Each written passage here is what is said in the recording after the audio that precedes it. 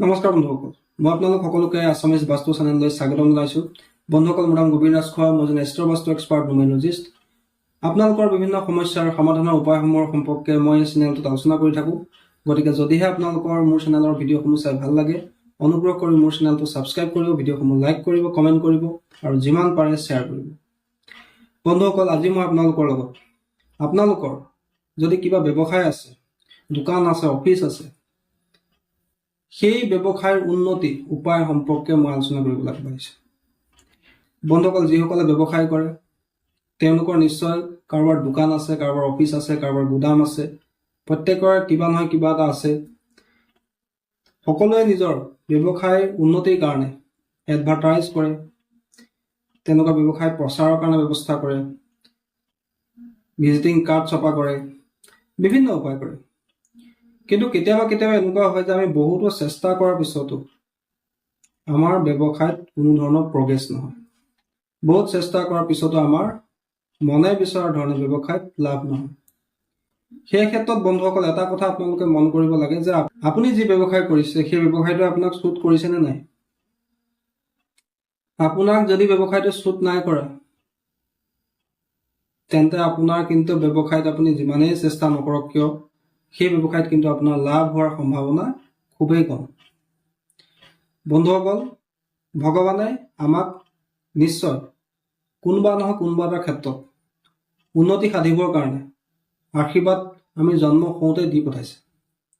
সেইকাৰণে কোনোবা এজন আৰ্টিষ্ট খেলুৱৈ হ'ব নোৱাৰে, খেলুৱৈজন কেতিয়াও আৰ্টিষ্ট হ'বগৈ নোৱাৰে।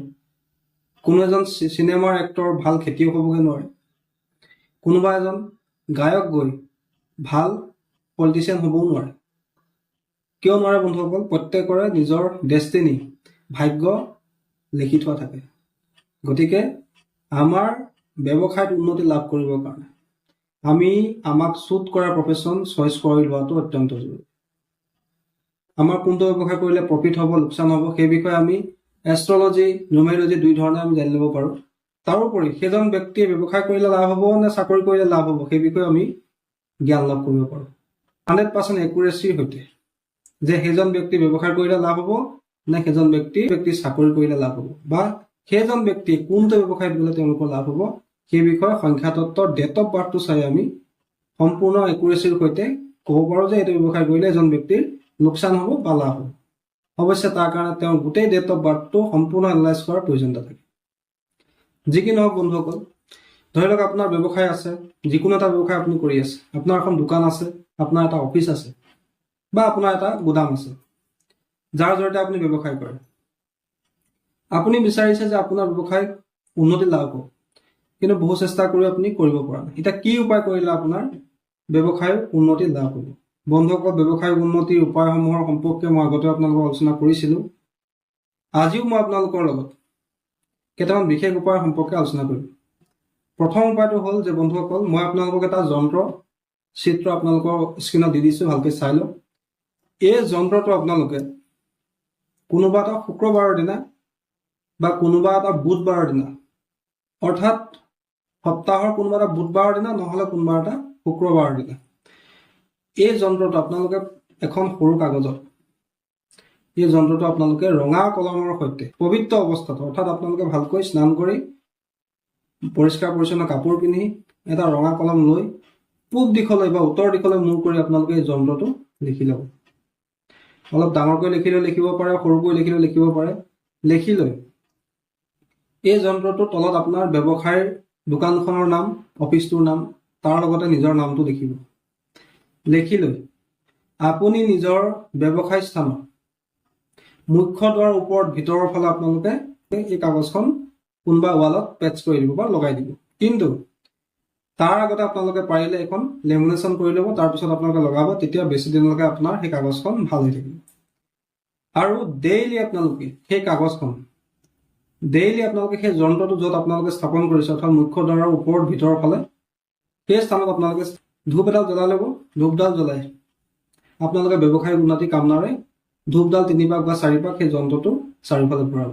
বন্ধুসকল, আপোনালোকে সম্পূৰ্ণ বিশ্বাসৰ সৈতে এই উপায়টো কৰক। খুব কম দিনৰ ভিতৰতে ইয়াৰ ভাল ফল আপোনালোকে লাভ কৰিব। কিন্তু বন্ধুসকল, প্ৰত্যেক দিনে ধূপ দেখাবলৈ কিন্তু এই যন্ত্ৰটোক নাপাহৰিব। এই উপায়টো কণ্টিনিউ আপোনালোকে 1 মাহ কৰি চাওক। চাব আপোনালোকৰ ব্যৱসায় স্থানত কাষ্টমাৰৰ সংখ্যা দিনক দিনে বৃদ্ধি পাব, আপোনাৰ ইনকাম ইনক্ৰিজ হ'ব। কিন্তু বন্ধুসকল, কেৱল আপোনালোকে এই উপায়টো কৰিব কোনোবা এটা বুধবাৰৰ দিনা নহ'লে কোনোবা এটা শুক্ৰবাৰৰ দিনা। অন্য বাৰত কিন্তু এই প্ৰয়োগটো আপোনালোকে নকৰিব। বন্ধুসকল, দ্বিতীয়তে, ব্যৱসায় উন্নতিৰ কাৰণে ধৰি লওক আপুনি ব্যৱসায় কৰি আছে, ব্যৱসায়ৰ মাজতে আপোনাৰ গেপ হৈ গৈছে, অৰ্থাৎ আপুনি ডাউন হৈ গৈছে, ব্যৱসায়টো আপোনাৰ কাষ্টমাৰৰ সংখ্যা কমি গৈছে, ক্লায়েণ্টৰ সংখ্যা কমি গৈছে। এতিয়া আপুনি কি কৰা উচিত? বন্ধুসকল, তাৰ কাৰণে আপোনালোকে এটা সৰু উপায় কৰিব। কোনোবা এটা সোমবাৰৰ দিনা আপোনালোকে বজাৰলৈ যাব, ৰাতিপুৱাৰ সময়ত গৈ এনেকুৱা এটা জিন্দা মাছ কিনি আনিব, জীয়াই থকা মাছ এটা কিনি আনিব, যিটো বহুত সময়লৈকে জীয়াই থাকে। যেনেকৈ গৰৈ মাছ, চেঙেলী মাছ, শিঙি মাছ, মাগুৰ মাছ, তেনেকুৱা ধৰণৰ এটা মাছ কিনি আনিব, যিটো বহুত সময়লৈকে জীয়াই থাকে। সেই মাছটো আপুনি জীৱিত অৱস্থাত আপুনি ঘৰলৈ লৈ আনিব। আনি লৈ সেই মাছটোৰ ওপৰত আপোনালোকে ভালকৈ হালধি ঘঁহিব। জীয়াই থকা মাছটোৰ ওপৰতে আপোনালোকে হালধি ঘঁহি দিব। ঘঁহি লৈ আপোনালোকে ওচৰত যদি ক'ৰবাত পুখুৰী আছে, নদী হ'লে বেছি ভাল, যদি নদী নাই তেন্তে পুখুৰী আছে, বিল আছে, তালৈ যাব। গৈ পেলাই সেই মাছটো আপোনালোকে পুখুৰীত বা নদীত এৰি দিব। আৰু এৰি দিয়াৰ সময়ত আপোনালোকে আপোনাৰ ব্যৱসায়ত পুনৰ উন্নতিৰ কামনা কৰিব, ব্যৱসায় উন্নতি কামনা কৰিব, আৰু লগতে ক'ব গতিমান গতিমান গতিমান। বন্ধুসকল, কি কৰিব লাগে? কোনোবা এটা সোমবাৰ বা কোনোবা এটা বৃহস্পতিবাৰ, নে দুটা বাৰতে আপোনালোকে এই প্ৰয়োগটো কৰিব পাৰিব, অন্য বাৰত নোৱাৰিব। কিন্তু এই দুটা বাৰতে আপোনালোকে বজাৰলৈ যাব, ৰাতিপুৱাৰ সময়ত এটা জীয়াই থকা মাছ, জিন্দা মাছ লৈ আহিব, যিটো মাছ বেছি সময়লৈকে জীয়াই থাকে। ধৰি লওক গৰৈ চেঙেলীৰ পৰা ধৰি শিঙি মাগুৰ এইবিলাক বেছি সময়লৈকে জীয়াই থাকে। আনি লৈ সেই মাছটোৰ ওপৰত আপোনালোকে ভালকৈ হালধি সানিব। ঘৰতো হালধি আছে নিশ্চয়, সেই হালধি অকণমান আপোনালোকে গোটেই মাছটোৰ গাত সানিব। সানি লৈ ওচৰত যদি নদী আছে, নদীলৈ যাব, নদী নাই যদি পুখুৰীত যাব, পুখুৰী বা বিল আছে যদি পুখুৰী বা বিলৰ ওচৰত যাব। গৈ লৈ এই মাছটো আপোনালোকে হাতত লৈ, পাৰিলে মাছটো হাতত লৈ নিজৰ ব্যৱসায়িক উন্নতি কামনা কৰি এই মাছটো নদীত এৰি দিব, আৰু মনে মনে ক'ব গতিমান গতিমান গতিমান। বেলেগ একো নক'ব, এই 3 বাৰ গতিমান শব্দটো 3 বাৰ ক'ব। তাৰপিছত আপোনালোকে ঘৰলৈ পিছলৈ ঘৰলৈ গুচি আহিব। বন্ধুসকল, এই উপায়টো আপোনালোকে প্ৰত্যেক মাহে কোনোবা এটা বৃহস্পতিবাৰ নহ'লে কোনোবা এটা সোমবাৰ দিনা কৰিবলৈ দিয়ে। চাব আপোনাৰ ব্যৱসায়ত উন্নতি লাভ হ'ব, ব্যৱসায়ত যি আপছ ডাউন আছে সেইবিলাক লাহে লাহে কমি যাব। বন্ধুসকল, এইটো এটা অত্যন্ত পৰীক্ষিত উপায়, পৰীক্ষিত টোটকা। আপোনালোকে কৰি চাওক, আপোনালোকৰ ব্যৱসায়ত উন্নতি লাভ হ'ব, ব্যৱসায়ৰ সমস্যা দূৰ হ'ব, দিনক দিনে আপোনালোকৰ ব্যৱসায়ত উন্নতি লাভ হ'ব। ব্যৱসায়ত থকা আপছ ডাউন, সেই উত্থান পতন আপছ ডাউন আপোনালোকৰ লাহে লাহে কমি যাব। এই উপায়টো আপোনালোকে প্ৰত্যেক মাহৰ কোনোবা এটা সোমবাৰ, কোনোবা এটা বৃহস্পতিবাৰৰ দিনা কৰিব লাগিব। বন্ধুসকল, আশা কৰিছো আজি আপোনালোকৰ এই ব্যৱসায়িক উন্নতিৰ উপায়কেইটাৰ সম্পৰ্কে জানি ভাল লাগিলে। যদি ভাল লাগিলে অনুগ্ৰহ কৰি ভিডিঅ'টো লাইক কৰি দিব, কমেণ্ট কৰিব, আৰু মোৰ চেনেলটো ছাবস্ক্ৰাইব কৰিব, আৰু লগতে কাষতে থকা বেল আইকনটো ক্লিক কৰি দিব, যাতে মই ভিডিঅ' আপলোড কৰাৰ লগে লগে তাৰ নটিফিকেশ্যন আপোনালোকে লাভ কৰিব। বন্ধুসকল, আজিলৈ ভিডিঅ'টো ইয়াতে সামৰিছোঁ। ধন্যবাদ।